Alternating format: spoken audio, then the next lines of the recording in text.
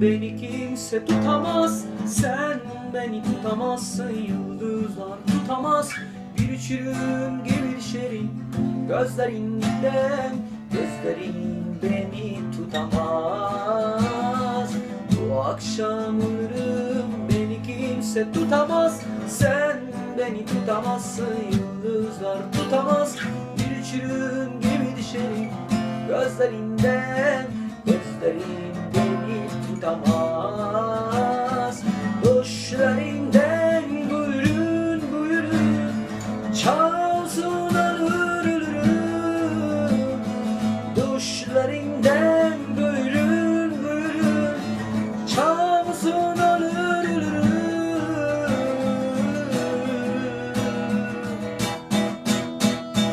Bu akşam ölürüm, beni kimse tutamaz. Sen beni tutamazsın, yıldızlar tutamaz. Bir uçurum gibi düşerim gözlerinden.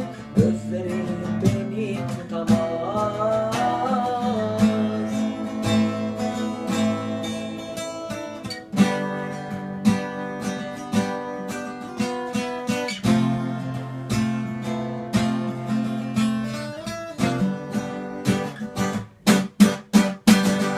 Bir şiir yazarım, bir türkü söylerim.